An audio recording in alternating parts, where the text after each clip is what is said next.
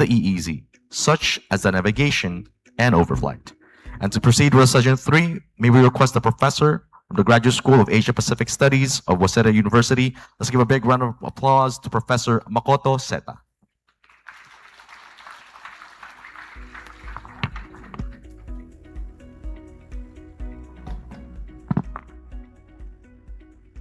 Magandang hapon sa inyong lahat. Sorry for my poor pronunciation. My name is Makoto Seta. So I'm a professor of international law at the Graduate School of Asia Pacific Studies at Waseda University. So first of all, I'd like to thank the organizer to give me the opportunity to make a presentation in this very important symposium. But I have to confess that, of course, I know the WPS, so before participating in this symposium, but I have to apologize that so when I see the name of WPS, so I thought it is an abbreviation for the West Philippine Sea, but it's We Protect Our Sea, right? So the foundation, and yeah, I think that its name is very good, and so I really appreciate all the generosity to invite me here, and so also I appreciate the very delicious lunch, and I hope that the most of the participants will be a little bit sleepy and fall asleep in my presentation, and so that I don't need to answer any difficult, tough question. But anyway, so that I want to start my presentation. Okay, now it works.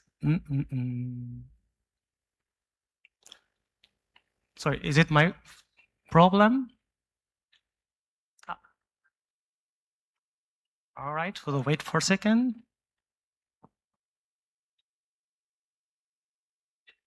Yeah, actually, so first part of my presentation consists of the development of EEZ and the continental shelf. And on that point, as you know well, so Professor Lang has already provided a very stimulating presentation, so lecture. And I feel that I don't need to explain again. So probably I can skip that part, and we will focus more on the existing rules of EEZ and continental shelf. So may have some technical problems.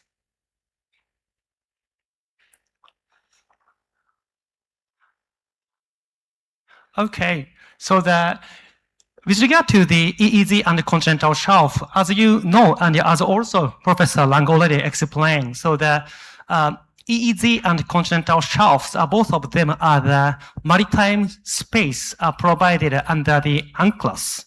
And so EEZ is provided in part 5 of the UNCLOS, while continental shelf regime is provided in part 6 of the UNCLOS. So in my presentation, I mainly explain on the rules provided in both part 5 and part 6. But at the same time, so UNCLOS is a quite comprehensive framework, and we need to note the other rules provided in other part also be applied to the continental shelf and exclusive economic zone. And on that point, I especially talk about the part 12, which provides rules of the marine protection, rules of the protection and the conservation of the marine environment, and the rules which are related to marine scientific research, which is provided in in part 13. So, yeah, in that way, so the mainly focusing on the continental shelf and the exclusive economic zone issue, but I also add some explanation on the conservation of the marine environment and the marine scientific research issues. So, does it still take time? All right. Okay. Yes, so okay, so coming. So thank you very much indeed. All right. Okay, so I want to start.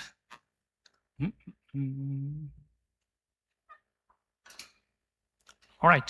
Yeah, so this is the structure of today's presentation. So, but I believe that I can skip the first part, so maritime zones under the UNCLOS, so because the Professor Lang has already explained it. So I mainly focus on the part 2 and 3, so regime of EEZ as well as regime of the continental shelf. And okay, so maritime zones under the UNCLOS, and the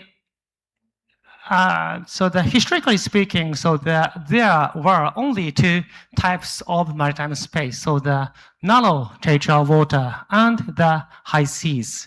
So coastal states have sovereignty over the territorial water. On the other hand, all states may enjoy the freedom on the high seas. So probably we can understand the kind of a traditional old system in a very simple manner. It's quite simple. So territorial water, okay, the coastal states have sovereignty. On the other hand, beyond, at that time, actually, the breadth of the territorial water had not been firmly established, but beyond territorial water, all states may enjoy freedoms. But so after World War II, or even before World War II, there was kind of a new regime, so EEZ and continental shelf started to emerge. And finally, ultimately, in the UNCLOS in 1982, so both the regime of continental shelf and exclusive economic zone were introduced. And so since 1994, it has been entered into force. So this is the kind of a very brief explanation on the development of law of the sea. But as I said, I don't need to elaborate it, so because the Professor Lang already explained it. And I brought this chart from the Canadian government, so because I think that so this chart is very clear to tell us what kind of the maritime, the distinction of the maritime zone. And so from the baseline to the 12 nautical miles, okay, coastal states have territorial sea. And beyond that, up to 200 nautical miles to water column, so EEZ. And the seabed area is continental shelf. And to maximum, it goes to up to 350 nautical miles. And beyond that, the seabed area is so-called the area. On the other hand, the water column is the high seas. Sorry, but as I explained, so in the case of the regime of EEZ and continental shelf, not only part 5 and part 6, so other parts are also relevant. And so, for example, one of the closely related part is part 15, which provides the rules for the dispute settlement. But I'm sure that, so with regard to the dispute settlement, so the professor, so-called Lee, will make a presentation after my presentation. So on that point, so that I don't elaborate this point, part 15, and we will more focus on part 12 and part 13. Okay, so the regime of exclusive economic zone. And the EEZ is not just a line at sea, it is a negotiated balance between resource control and freedom of navigation. So traditionally, and also still now, so the freedom of navigation or navigation rights is quite important for states. So therefore, so states which engage in the shipping activities or those maritime states wouldn't like to be subject to many regulations in the maritime areas.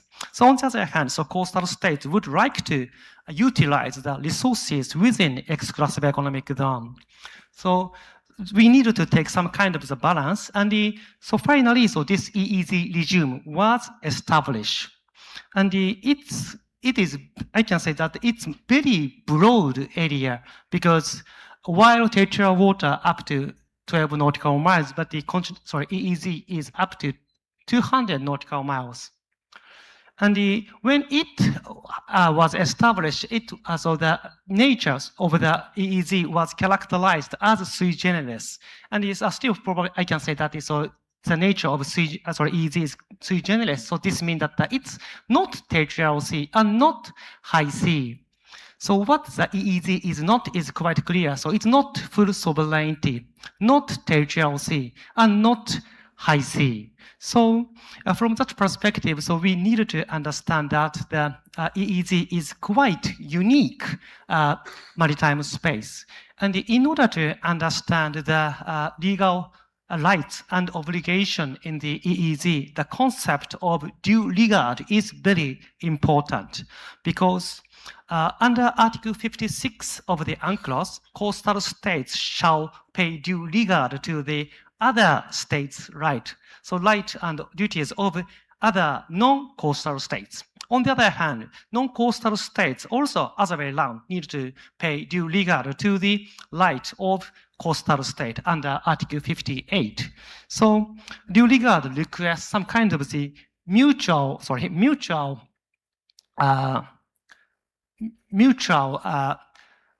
care each other. So that is a function of due regard. And also, I want to highlight the character of EEZ that a coastal state must proclaim its EEZ in order to enjoy the sovereign rights and jurisdiction. So I will explain the nature of continental shelf later. And on that point, so that if the coastal states do not declare that we possess EEZ, state cannot possess it. So on that point, so it's completely different from the nature of a continental shelf. Okay. And so the rights of coastal states over EEZ are described as sovereign right and jurisdiction. And so probably some of you may wonder that what is sovereign right? Is it sovereignty or different? And my answer is that so both of them are not sovereignty. So this means that coastal states do not have sovereignty over EEZ. And on that point, so I have the impression that so many people misunderstand it. So, for example, I know that so some of you know the news that so China made some kind of the test of missile yesterday, right? And so they launched the missile and they flew to the Pacific Ocean. And I feel the impression that so probably the many Japanese people may be a little bit paralyzed on the launch of a missile. So because the North Korea launched the missile quite often, so compared to China, and sometimes it falls within the Japanese EEZ. And some extremely right-wing people may claim that, okay, so the missile of North Korea fall within the Japanese EEZ, and it's a kind of the military attack against Japan. But it's wrong because so Japan does not have sovereignty over its exclusive economic zone. So if it happened in the territorial water, it would be much more serious. But in the EEZ, so basically the freedom is kind of allocated to all states. So based on Article 58, so the freedoms provided in the high sea part are also applied to the EEZ. So on the other hand, the rights of coastal states are provided in Article 56 of the UNCLOS. And the coastal states have the two types of rights. So one is sovereignty. And so it's resource-centered powers. So explore, exploit, conserve, and manage living resources, and the non-living resources, and other economic exploitation, including energy from water, currents, and winds. And the other one is jurisdiction. So jurisdiction is also name of right. And the activity-centered power, so artificial islands, installation and structure, marine scientific research, protection and preservation of the marine environment. So with regard to these issues, coastal states are allowed to exercise their jurisdiction. But as I said, so when coastal states exercise these sovereign rights and jurisdiction, they needed to pay due regard to other states' rights and duties. So, so other states' rights and duties are provided in Article 58. So within EEZ, as I said, so basically the high sea regime is also applied to the EEZ, especially with regard to navigation, overflight, and I will elaborate later, but it's a cable and the pipeline. So those issues, so those things are also allowed for non-coastal states to engage in within other states' EEZ and continental shelf. And also other lawful uses would be also admitted. So basically speaking, so the even non-coastal states are allowed to enjoy the freedom. But as I said, coastal states have sovereign rights and jurisdiction over some specific issues which are closely linked to economic activity. And this is why it is named exclusive economic zone. So with regard to economic issues, only so coastal states are allowed to take some measures. And historically speaking, so probably the most important aspect of the EEZ is the usage of living resources. And with regard to that point, so the UNCLOS provides many rules. And so basically, so first of all, the coastal states needed to determine TAC.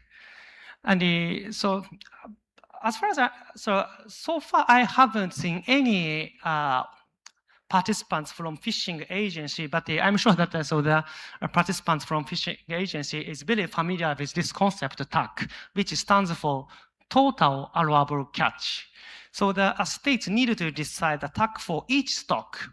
So that to what extent we can take this species, right? So in that way, so states need to decide it and assess capacity of its own state. So for example, in the case of Philippines, so to what extent Philippines may catch those species and set measures. So providing many rules for fishing activities. And lastly, so that this point is quite important, so because they allocate surplus. So if Filipino fishing capacity is less than TAC. So there would be some surplus, right? So surplus remain. And other states would be allowed to take it. But recently I heard that in many occasions, the most coastal states use only the coastal states may engage in the fishing activities within their own EEZ. So this means that so coastal states have enough capacity to meet the TAC. But so even if we make this kind of rule for fishery, and if we draw the line, so at the point where the distance from the 200 nautical mile from the baseline, but of course, as you can easily imagine, fish do not care that line. And so some species are straddle those lines, so between the high seas and the EEZ, and also some maritime boundaries between states. And therefore, we need a kind of activities of RFMO, so Regional Fishery Management Organization, and also the bilateral fish stock agreement. And as far as I understand, so the Philippines also has concluded several bilateral fishing agreements, and including Taiwan. And so I will a little bit talk about it later. But so this is how the coastal state utilize living resources.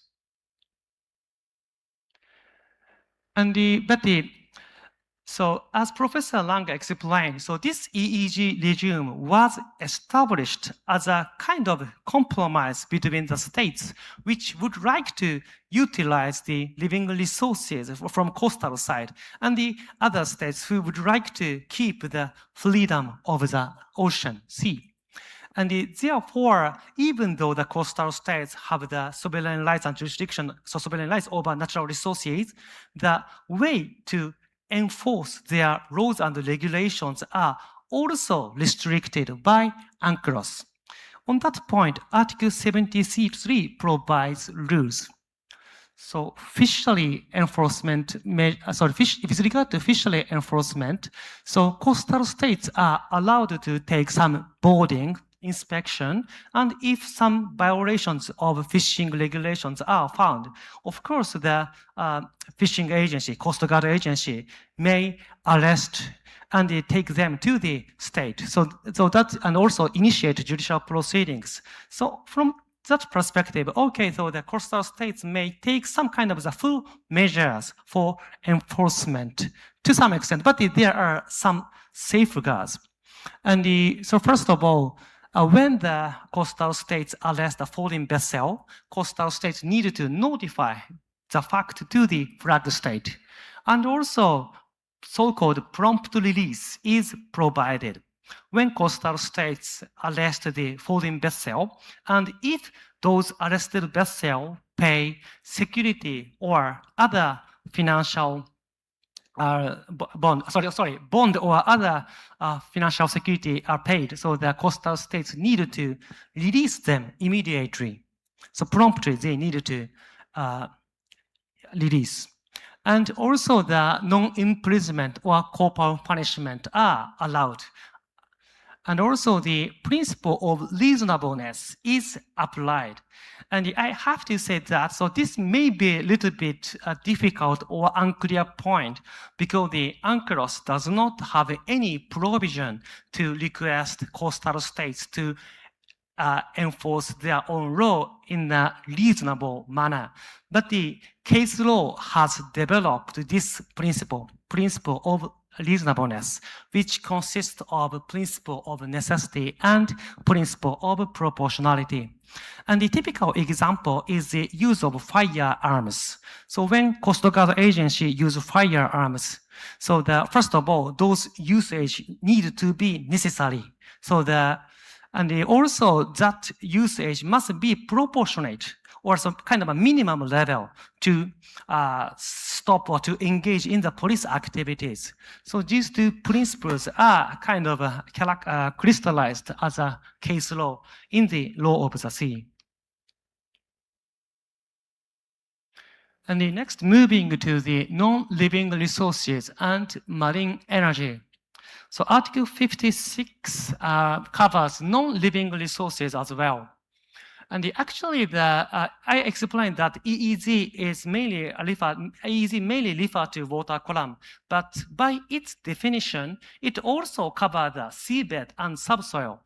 But with regard to the seabed and subsoil, so as I show, it's usually perceived as continental shelf, and which is provided in Part 6. So therefore, UNCLOS provides that with regard to some kind of the overlap between EEZ and the continental shelf. So Part 6 of UNCLOS is applied. And so seabed and subsoil energies are kind of drilling the oil and gas. So those kind of hydrocarbon activities are the main target.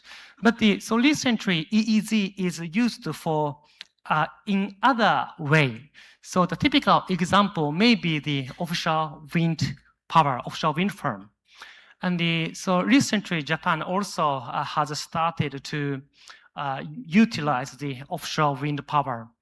But actually, UNCLOS itself also suppose that the coastal states may utilize wind power within EEZ. Also, I have to say that there is a kind of a governance gap for usage of non-living resources. Because as I explained, with regard to the living resources, Article 73 provides very detailed rules on enforcement, so how to enforce law. So therefore, it's quite obvious for states so what they may do against illegal fishing vessel, or what they may not do. But on the other hand, there is no counterpart of Article 73 to non-living resources. So therefore, I have to say that to what extent coastal states may enforce their own laws and regulations are a little bit unclear. And so there are several interpretations on that point. And so far I explained the sovereign rights over living and non-living resources in the EEZ. And from now, so I talk about the jurisdiction within EEZ. And the first one is jurisdiction over artificial islands, installations, and structures. And so basically, the coastal states have the right to authorize the construction, operation, and usage of such kind of maritime structures. So when coastal states establish those maritime structures, so they would hinder the navigation, so which other states also enjoy the freedom. So therefore, the coastal states have obligation to notify it. And also, coastal states have the power to regulate those maritime structures, and also remove the maritime structure. So they are some rights, so jurisdiction granted solely to the coastal states. And I would like to take a kind of a good picture of the maritime structure within Philippine EEZ. So this is actually the Chinese structure established in the East China Sea. So where Japan and China have dispute, and so the Japan claims that those activities are not allowed, and so China rebuttal, and so sometimes, and especially in the undelimited maritime area, so those activities become problematic. So because, as I said, so basically only the coastal states are allowed to do so, to engage in this kind of activities. So this means that one state cannot go to the foreign state EEZ and develop natural resources in that area. So this is a rule firmly established under UNCLOS. And the next one, so marine scientific research. And can you hear some sound? Sorry, I don't know what happened, but anyway, so the marine scientific research. And I hope that my slide doesn't make this sound, but anyway, so so there are many types of the research or survey activities in the ocean. And the marine scientific research is very specific research, but actually it is not defined under the UNCLOS, but the purpose or several issues are provided in the UNCLOS, and based on the rules of UNCLOS, marine scientific research must be conducted purely for the scientific purpose, and the information gathered by the research activities must be shared. So in this way, so the many rules are provided in the MSR, marine scientific research, but as I said, so there is no definition. So therefore, so it's we can easily assume the situation that where one activity, so some states claim that so one activity falls within the scope of MSR, and the other states are against it. And so also those kind of activities have a problem or difficulty. So because from outside, it's really difficult for us to tell what is the purpose of those activities. So purely for scientific purpose or military purpose or searching for some resources. And with regard to some kind of the survey for resources, so it's a kind of a part of the sovereign rights over natural resources. So those activities are, of course, not allowed for non-coastal states. Only coastal states may engage in the resource exploration, so-called exploration for resources. But sometimes the same devices are used both for some kind of a scientific research and those exploration activities or military survey. So therefore, so it has many also some kind of a difficulty to enforce the rules of MSR. But I want to highlight one point is that I have the impression that so many people misunderstand the kind of the threshold for the non-coastal states to engage in military survey and MSR. So with regard to military survey, so there is no special rights for coastal states. So this means that so basically military surveys are understood as being subject to the freedom of the high sea. So therefore, non-coastal states may engage in the military survey in the foreign state EEZ. As a way, on the other hand, so the MSR needs basically needs a specific consent by coastal states. So coastal states have more discretion over marine scientific research. So yeah, we may easily have the impression that so if the security issue is a concern, so probably coastal states may have some rights over it. But again, so states do not have sovereignty over EEZ. EEZ is only for economic purpose. And scientific research is a part of I'm not sure to what extent, but the kind of, or at least provided some kind of economic issue. And therefore, coastal states have jurisdiction over it.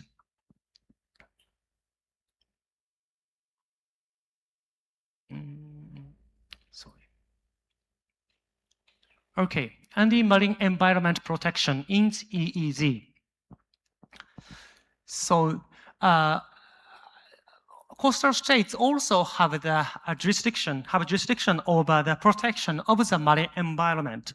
So in order to protect the marine environment, coastal states takes measures. And on that point, so with regard to some activities, coastal states have the broad power, like seabed activities or dumping or those kind of activities. So basically the coastal states may apply its environmental regulation to its own EEZ. But if coastal states established and apply the very strict environmentally friendly regulation to the foreign vessel, which simply engage in navigation, it would hinder the freedom of navigation. So it's essential to take a balance of the freedom of navigation and the coastal states' right to protect the environment. And on that point, when the UNCLOS was adopted, so there was so-called Maripol Convention, which is operated by IMO, and which mainly address the ship source pollution. So therefore, so UNCLOS takes some kind of establish a framework which incorporate the rules of Maripol. And if the foreign vessels comply with the Maripol standard, so that is IMO accepted international standards. So if the foreign vessel comply with those standards, so the coastal states cannot stop their navigation or those things. So with regard to the vessel source pollution, coastal states need to kind of harmonize the standard with those global standards. So this is a kind of a limitation for the right of coastal states to protect the marine environment. And also, so as I said, in the case of fishing, okay, even if coastal states exercise their rights, so there are some safeguards, and the same thing can be said to the protection of the marine environment. So basically, monetary penalties, only monetary penalties are allowed to for coastal states to impose against foreign vessel. So safeguards are also provided when coastal states enforce environmental regulation within their exclusive economic zone, and also notify to the flag state or somehow similar safeguards are also provided, so similar to the fishing regulations.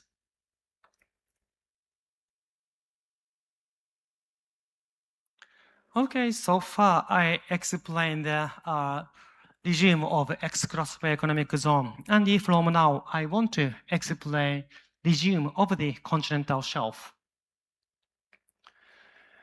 And so in the case of continental shelf, so land gives title and the UNCLOS organizes proof. And a coastal state has an inherent continental shelf entitlement. And the UNCLOS does not create that title. It defines limits and internationalizes how outer edge of the continental shelf is shown. So it is often said that continental shelf rights exist ipso facto and ab initio because of sovereignty over land territory. So originally, the continental shelf had been perceived as some kind of extension of the land. Therefore, if states have the territory, so states do not need to declare the possession of a continental shelf. So this point is different from that of EEZ. As I explained, in the case of the exclusive economic zone, states needed to establish EEZ by themselves. But in the case of a continental shelf, so without such procedure, so coastal states may possess it. And when we consider when studying the continental shelf regime, so the concept of entitlement is important. And so if the coastal states have entitlement, so coastal states claim continental shelf and allocate continental shelf, and the coastal states exercise right. So with regard to these three issues, entitlement, rights, and limits, so I will explain one by one. Yes, but so before, sorry, talking, not before, sorry. And with regard to entitlement, so I want to explain the kind of changes from the 1958 convention to the UNCLOS. And on that point, so Professor Lang has already explained, but I also would like to a little bit repeat it. So because this change is quite important.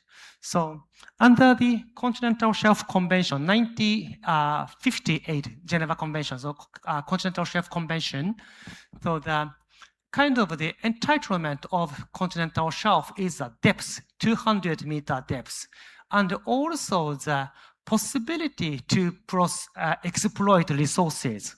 So there are some kind of the criteria to claim continental shelf. On the other hand, so UNCLOS, based on the UNCLOS, coastal states may have entitlement for it. So based on the two criteria. So first one is the kind of a geographical one, and so natural prolongation to the outer edge of the continental margin, or 200 nautical miles, so same as exclusive economic zone. So we can say that based on the UNCLOS, coastal states may possess entitlement based on distance and the maritime feature in the seabed. And what entitlement does? So entitlement is a legal basis to claim shelf rights. So if states do not have entitlement, basically states cannot claim the possession of continental shelf. But having entitlement does not automatically mean the having continental shelf, because entitlement may overlap. So I will talk about the delimitation issue in the last part, but so we can easily presume the situation that is okay, if we measure the 200 nautical mile from one point to one point, so probably it can overlap with the 200 nautical mile from another state, right? So in this way, so the entitlement may overlap, but so delimitation procedure is a kind of allocation over that entitlement, overlapping entitlement. And with regard to the outer edge of the continental shelf, as I said, so the maritime features of the seabed is important. And so there are two criteria. And if the margin doesn't reach 200 nautical miles, so legal continental shelf still reaches up to 200 nautical miles. So kind of it's a minimum. So if there is no kind of overlap, so coastal states may possess continental shelf up to 200 nautical miles. And if the margin extends beyond 200 nautical miles, so outer limits are tested under Article 56. And Article 56, paragraph 4 provides similar conditions to claim outer edge. So to define the outer edge. But so this confirmation of the outer edge is a very difficult task, or scientific evidence or scientific review is quite important to confirm the outer edge. And on that point, so the UNCLOS established the so-called CLCS, so Commission for the Outer Limits of Continental Shelf. And so that CLCS is a technical review body. and not the court or tribunal empowered to make legally binding decision. So on that point, so probably I can say that the CLCS is consists of technical expert, and so their function is just engage in the scientific review. So the procedure is, of course, provided in the UNCLOS. So first, the coastal states collect data and make submission to the CLCS. And the CLCS consider the submission technically. And if the CLCS consider that the information provided by coastal states satisfy the requirement under Article 76 of the UNCLOS, okay, so the CLCS may provide recommendation to admit the extended continental shelf. So extended means that beyond 200 nautical mile continental shelf, or if the conditions are not met, so the adopt recommendation not to approve the extension of continental shelf. So this is a function of CLCS. And after receiving those recommendations, coastal states need to establish outer limits. And so this kind of the establishment procedure based on CLCS recommendation is regarded as final. So this is what UNCLOS provide. And so again, so I want to emphasize that so CLCS does is review scientific data and make recommendation, and not decide the legal, not address a legal matter. And for example, decide sovereignty. So yeah, so sometimes one state claims the extended continental shelf from one island, which another state claim sovereignty over it. And in that occasion, so the CLCS had some kind of the custom not to review the submission. And of course, so CLCS doesn't engage in the delimitation. So what CLCS does is described as a delineation, and it's different from delimitation. And also, the legal effect, so as I said, it's not legally binding, so just a recommendation is provided by CLCS. And so if there is a dispute over territorial sovereignty over island, or so some maritime claims, so sometimes the CLCS normally avoids disputed area unless states give consent. And on that point, so I want to introduce one Filipino example. And with regard to the eastern side, Benham rights, so Benham H, so the Philippines submitted the application to the Continental, so CLCS, and the CLCS accepted the extension of Filipino continental shelf. And recently, so it's an eastern side of Philippines, right? And so with regard to the western side, so the 2 years ago, as far as I remember, right? So Philippines also made a submission to the CLCS. And on that point, so the Professor Schofield so wrote and examined one article which examined the Filipino submission. So probably we can ask question him. But so now the eastern side has been already accepted, and he also makes application to the western side. But with regard to the western side, as you can easily imagine, some states are objected, so including China. So in that occasion, so in accordance with the custom of CLCS would not make a recommendation, would not review it. So, but so now another new CLCS submission is ongoing. So, okay, so far I explained how to confirm the continental shelf of a coastal state. And from here, so I want to explain the utilization of resources. And also, so as Professor Lang explained, so the kind of the motivation for states to claim, to start to claim, so at least the United States started to claim continental shelf is resources in the seabed, and so namely oil and gas, basically oil and gas.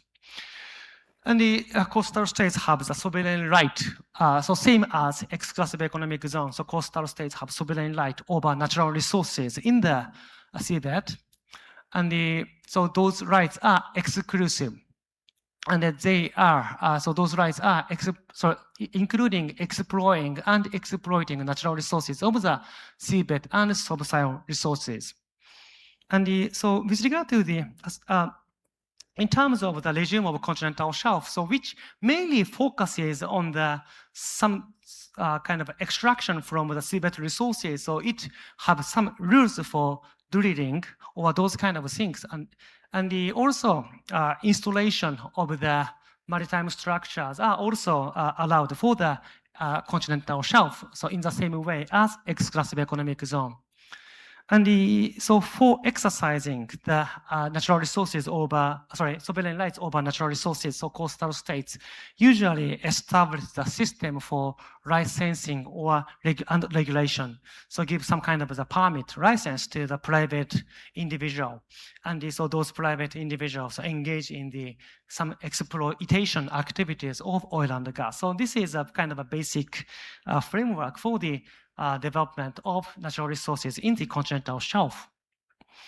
And so those sovereign rights include mineral and other non-living resources. And coastal states may authorize permit, release, leases and concession and offshore structures. And safety zone may be also established in order to guarantee the safety of navigation. So when the coastal states establish maritime structure, so the coastal states are also allowed to designate safety zone. And it's about the same, it's also same as exclusive economic zone. And also living resources are included, so the sedentary species, so they were also regarded as a kind of a living resources on the seabed. And next, I want to explain submarine cables and pipelines. Submarine cables and pipelines, so not on pipeline, I'm sorry for it. So, with regard to the submarine cables and pipelines, so as I explained, so laying submarine cables and pipelines are also part of freedom of the high seas, which is provided in Article 87 of the UNCLOS. So even within continental shelf and exclusive economic zone, non-coastal states have the freedom to lay submarine cables and pipelines. But of course, coastal states have some discretion. So for example, if the cable or pipelines are giving effect for the development, exploitation activities of oil and gas, of course, so those cables and pipelines are probably from coastal states perspective, it should be moved or removed, right? So those utilization of natural resources are basically allowed for coastal states. And also set landfall condition. So some submarine cables and submarine cables and pipelines may just pass through the continental shelf, but some of them are linked to coastal states, right? So this is the map of submarine cable surrounding Philippines. And as of 2024, so maybe a little bit different from now, but I read one article which said that as of 2024, there are 18 submarine cables for Philippines, and the 10 are international, and the 8 are domestic one. And I can easily imagine that so because of geographical feature of Philippines, so the submarine cable connecting island to island is quite important, right? And nowadays, so in the context of so-called gray zone strategy, and so some states engage in it has been suspected that some states support activity destroying the submarine cables, and to what extent coastal states are allowed to enforcement measures against those activities is a kind of a vital question. But on that point, so coastal states have some discretion to regulate submarine cables, and especially submarine cables which is connected to the land. So the coastal states have the authority. But so basically, even with regard to the route for the submarine cables, coastal states cannot instructed, so the states, non-coastal states have the freedom. On the other hand, with regard to the pipeline, coastal states have the right to designate some kind of the pipeline line route. So yeah, there is some kind of difference between the rules for submarine cables and pipelines. And the reason is quite easy to understand because to what extent the environmental damage would be caused if those facilities are disrupted or some incidents happen. And in the case of pipelines, so which especially used for the transportation of oil and gas, and once those pipelines are destroyed, so the damage to the marine environment will be very serious. So therefore, so the coastal states have the wider discretion compared to the submarine cables. And lastly, so I want to explain the delimitation question and joint development issues. And so I bring this map from the AMTI, right? So AMTI, so Asian Maritime Transparency Initiative, right? So, and if we put the name of the state, so we can easily find to what extent the Asian Pacific states claim the maritime area. And I think that it's very useful tool. But I have to say that so in the case of Japan, there is there is some kind, so information is a little bit long.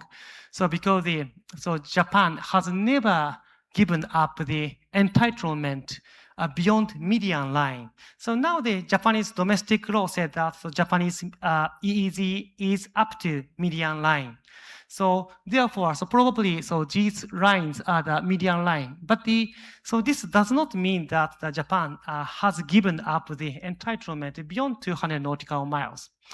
But it is a story of Japan. But so looking at the Philippine situation, so okay, so Philippines is an island state, as you know well, and is surrounded by some states. Eastern side is relatively space, but so western side, so northern side, southern side, so surrounded by some states. And as you may know, so recently, so the Japan and the Philippines started to have negotiation for maritime delimitation. And I'm sure that some of you also know that China harshly criticized the kind of initiation of bilateral talk between the two states.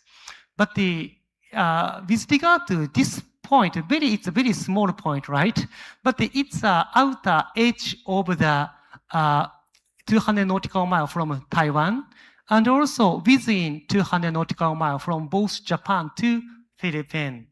And so with regard to the delimitation issue, so Article 74 and Article 83 of the UNCLOS provides the rules. 74 addresses the delimitation of EEZ, whereas Article 83 provides the delimitation of continental shelf. And almost identical, so their provisions are almost identical. And its paragraph 1 said that so basically the delimitation is based on the agreement of state. And in order to achieve an equitable solution, but I have to say that so the concept of equitable solution is not so clear. So probably it is subject to interpretation, and the expert may have different opinion on this interpretation. But so basically the delimitation is based on the agreement of the states. So this agreement is usually takes the form of bilateral treaties. And of course there are many so-called tri-points. And for example, going to the probably western side of Philippine Ocean. So I'm sure that so probably there is a point that where the potential Philippines, Indonesia, Malaysia boundaries kind of overlap, right? So that get together. So that is so-called tri-point. And in that occasion, of course, it's possible for the three states to have a negotiation. Okay, so the Philippines, Malaysia, Indonesia. So let's have trilateral talks and then make a trilateral agreement. And there are several, of course, cases, previous cases in other regions, so that some states make some agreement, so trilateral agreement. But it's more difficult, from my understanding, it sounds like more difficult than bilateral talks, right? So because if we have more numbers, so probably more point of view is we need to consider, and therefore make negotiation more difficult. And given that perspective, so there are also many cases that even in the case of tri-point, so first two states makes a bilateral agreement, and also another states makes the another bilateral agreement. And so finally, the three accumulative, some kind of accumulation of the three bilateral agreement fix the tri-point. And so given those kind of the facts, so that it's usual for the states which have the overlapping entitlement of continental shelf, and easy to have negotiation for delimitation. And yes, and but with regard to the delimitation, so far, as I said, so the UNCLOS itself is not so helpful because it just said that so states need to achieve equitable solution. But the case law has progressively developed the delimitation method. And now the so-called three-stage approaches is adopted. Okay. And the dispute may be settled to the compulsory dispute settlement procedure under Part 15 of UNCLOS. And it's paragraph 2 of the Article 73, 4 and 83 request the party to the UNCLOS to recourse to the Part 15 system to solve the maritime delimitation dispute. Okay, so this is a story of maritime delimitation. And the last point, so the, sorry, not last point, I'm sorry for it, but what Philippines, West Philippine Seas, where easy continental shelf becomes a dispute map. And but so on that point, I also want to explain a little bit, but yeah, so the problem of the West Philippine Sea is that the China is, many people and probably states consider that China doesn't have entitlement. So as I said, so basically the entitlement is a process to draw the line where some, so multiple states have entitlement.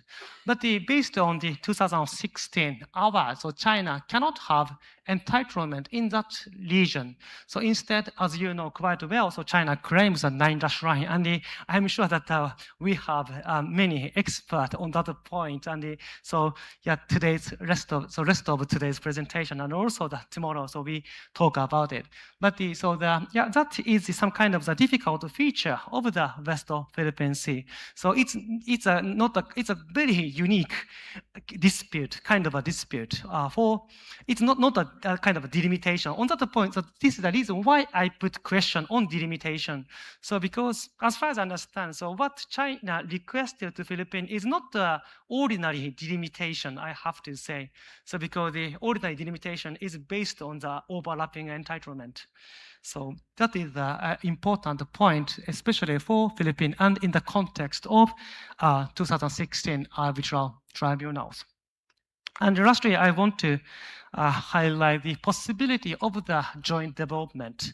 And when the states have the overlapping entitlement, so one kind of a tentative solution may be joint development.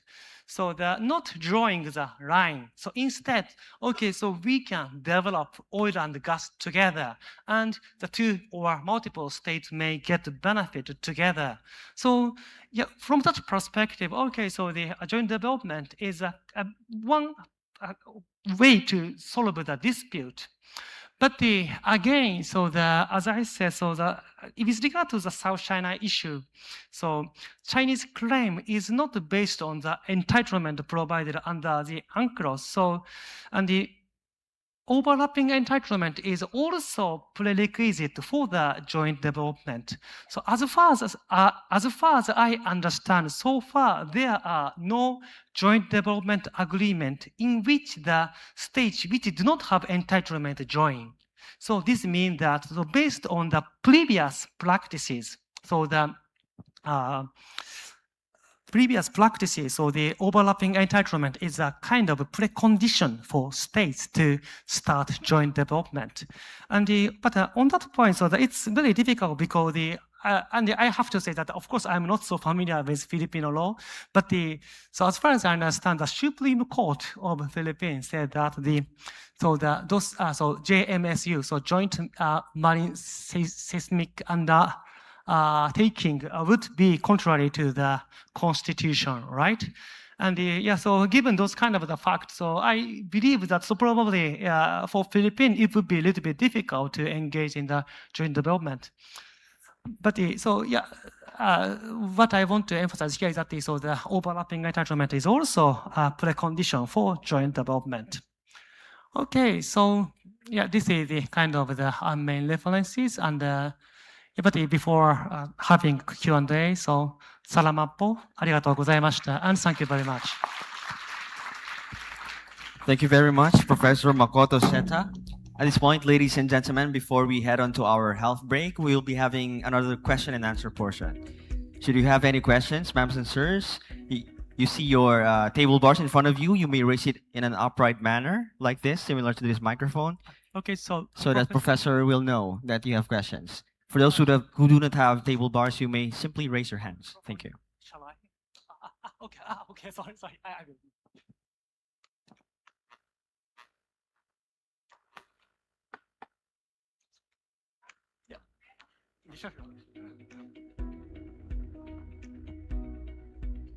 May I? Yes. Thank you very much. My question is very simple. Regarding MSR, marine scientific research, Japan and might be the Philippines are facing the following situation. A foreign country conducts MSR without consent of coastal state, or conducting MSR that is different from MSR which is consented by the coastal state. In that case, what can coastal state do to cope with that situation? Under Article 253 of UNCLOS, coastal states can require the foreign state to cease such MSR. But beyond that, can coastal state take enforcement measures?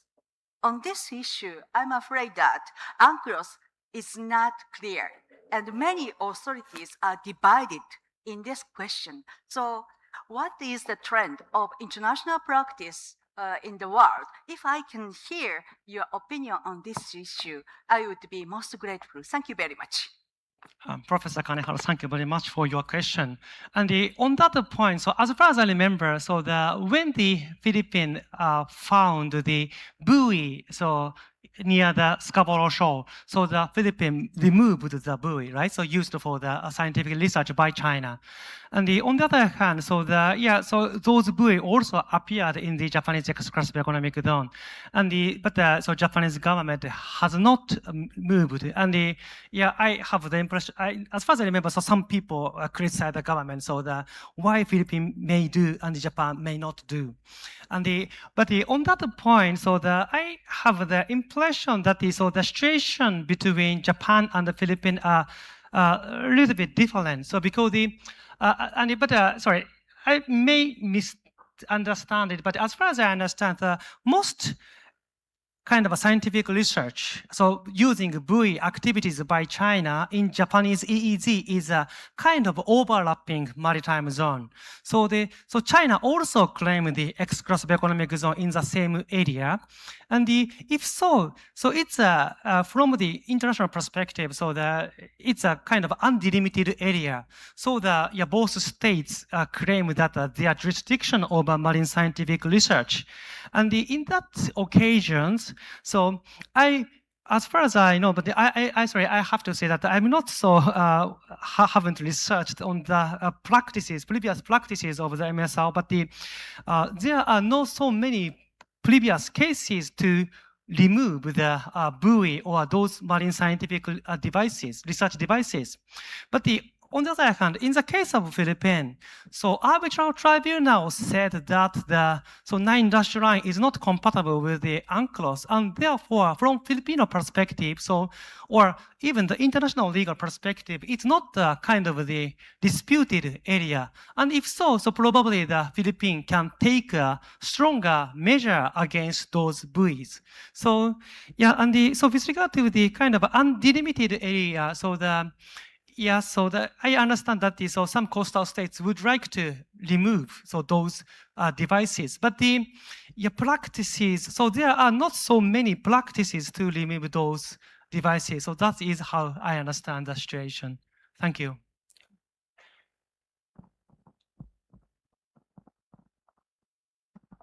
Any other question?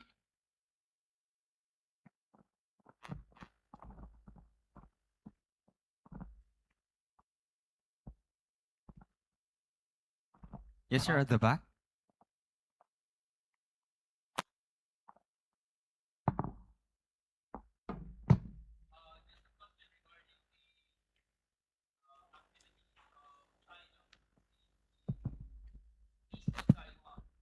Because apparently, since President Marcos visited Japan, there were discussions about delimitation in the area east of Taiwan.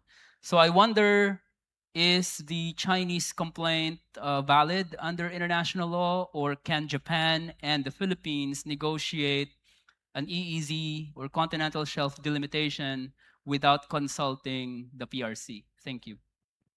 Okay, so thank you very much. So would you show the map of the delimitation? So would you show the slide of the map of delimitation?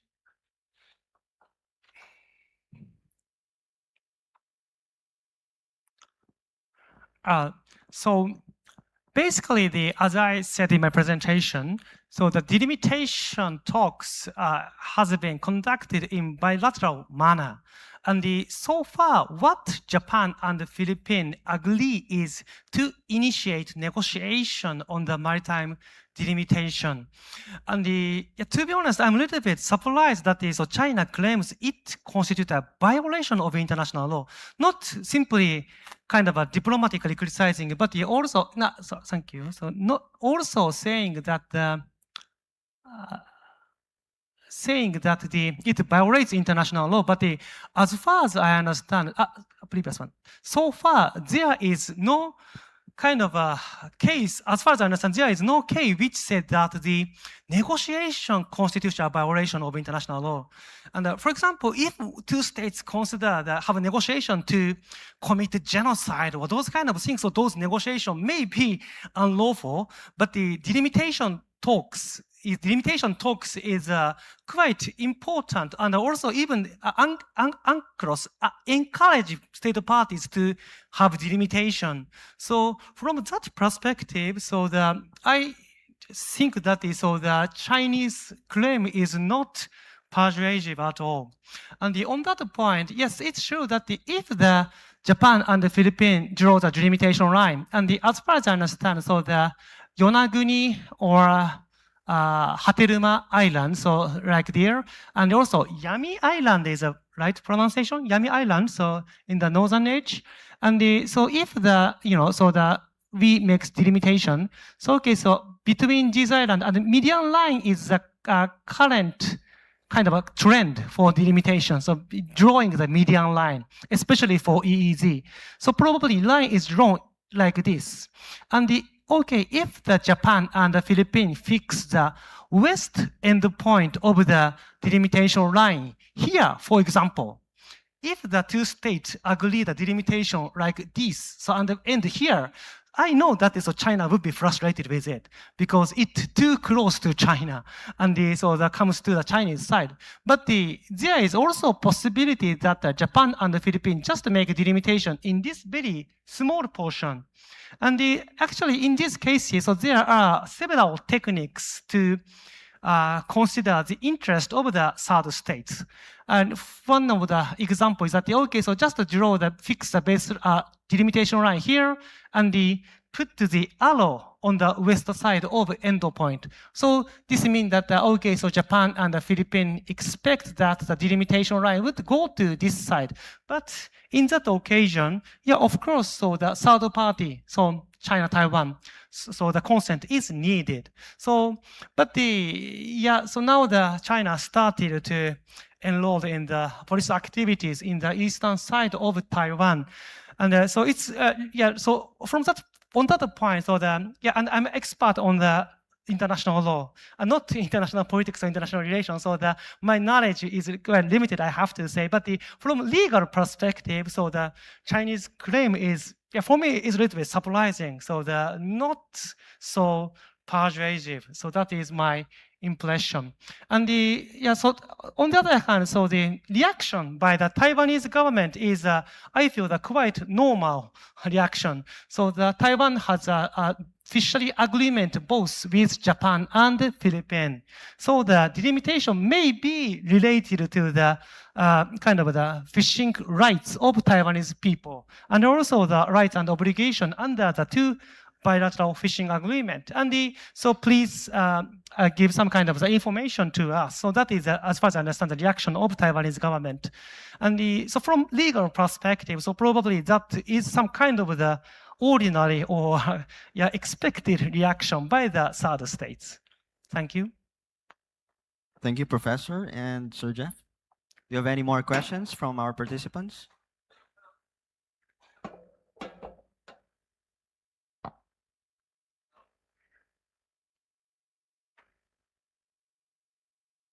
Hello, does this work? So this is just a question on total allowable catch. So say for example, state decides to, hello. So this is just a question on the total allowable catch and the recourses that states have when other states go beyond that, right?